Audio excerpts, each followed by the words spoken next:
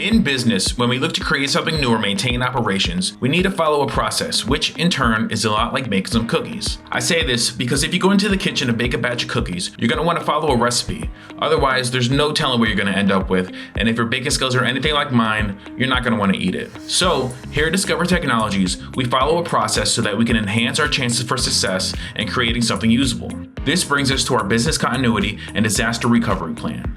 Now, we can have all types of disruptions to our business operations, from anything like natural disasters or service outages, or even the need for a new pandemic protocol. During these times, we need to have a documented process to give us the best recipe for success and a good team to make sure we can navigate it properly.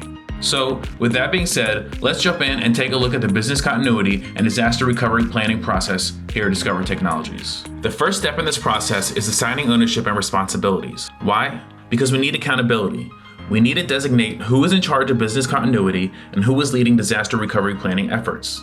Here at Discover Technologies, we have assigned an emergency management team to be accountable and help us navigate disruptions to operations. So please go ahead and take a look at the chart on your screen to become familiar with our emergency management team members as well as their respective roles. First, we have Avery Capizzi, myself, Director of IT Services, and Amy Lakonzak, Director of Process and Quality, as our business continuity planning co-leaders, followed by Dave Truitt, Executive Representative, Tim Wharton for Business Sponsor, Bob Heracopis and Scott Dolan for Digital Transformation Services, Dana Zhang for Finance and Accounting, Amy Stark for HR Director, as well as Steve Schaff as the IT Backup. These individuals and respective teams are here to make sure any kind of disruption to operations or outages are handled correctly. These team members have the information and experiences needed to recover from these outages, as well as mastering the infrastructure behind our most crucial systems needed to keep Discover Technologies running well. But first, how do we know what services are crucial?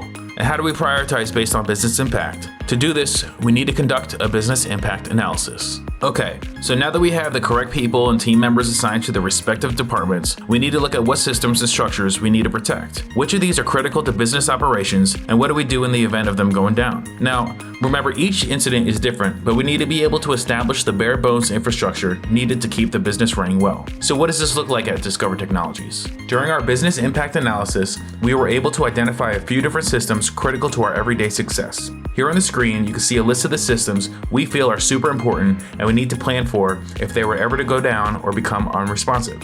First, we have the most important platform and tool to our company, which is Microsoft 365. We use this for our internal and external communications like email and Teams messages, and we also use it for storage and SharePoint data. So if this tool goes down, it's pretty bad. We also have our timekeeping and expense system named Jamis. If this tool goes down, you can expect delays in payroll, financial data corruption, and perhaps even leakage of employee information. Moving along, we also have our Paycor system, which we use for our employee benefits and periodic employee reviews. This system has employee personal data, and it's important to maintain its integrity as well. Finally, we have our bread and butter for Discover Technologies, the ServiceNow platform. Now, if this platform goes down, so does our flagship product, Tasker.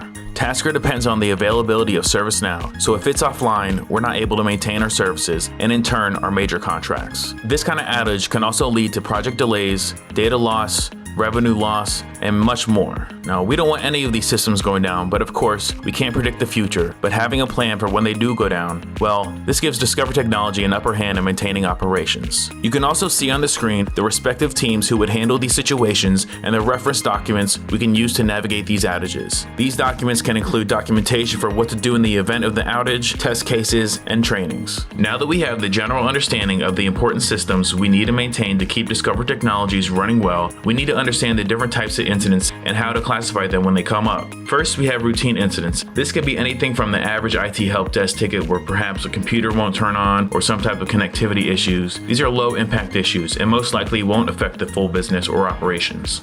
We also have planned incidents. Now, this is a bit bigger in that these planned incidents can affect the whole business, such as a downtime from system-wide updates or Teams upgrades. These upgrades can become incidents when they don't go as planned or have a longer downtime than expected. Moving along, we have intermediate incidents like regional power outages or storms or fires.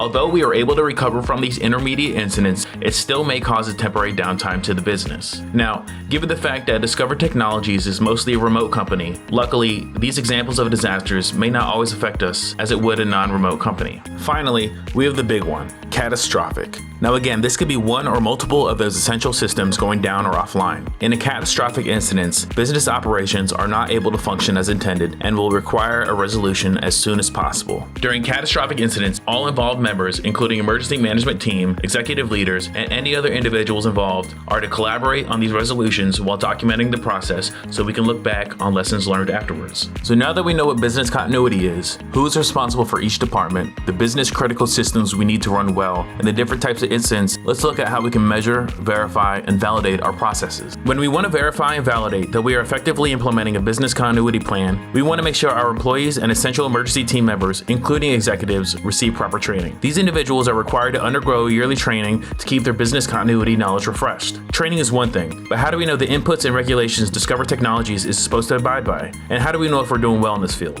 For this, we use a document called the SOA, or Statement of Applicability. This is a risk assessment tool used to measure how close we abide by the regulatory and contractual requirements as well as industry best practices. This document uses a ranking system to tell the company which regulations are lacking redundancy and presenting risks to the company. Discover Technologies then uses this data to prioritize different policies and supplement these risks. Documenting and measuring how far we've come since first finding these risks, paired with ongoing training and asset management to maintain an optimized environment, is how Discover Technologies is able to measure inputs, risks, and their progress. Okay, so we've learned a lot today, so let's jump into a good summary here. We've learned that a business continuity plan helps Discover Technologies manage the continued business operations of core business elements during a major incident. We've also learned who's responsible for these departments at Discover Technologies, as well as the different categories and levels of incidents. And we can't forget how the impact analysis, paired with the inputs like the statement of applicability, help us prioritize risks and define our critical systems we need to keep the business running smoothly. I hope you found this video informative and helpful, and if you have any questions or concerns regarding business continuity, please feel free to reach out to myself or someone on the emergency management team that we can get your question taken care of immediately. Thank you.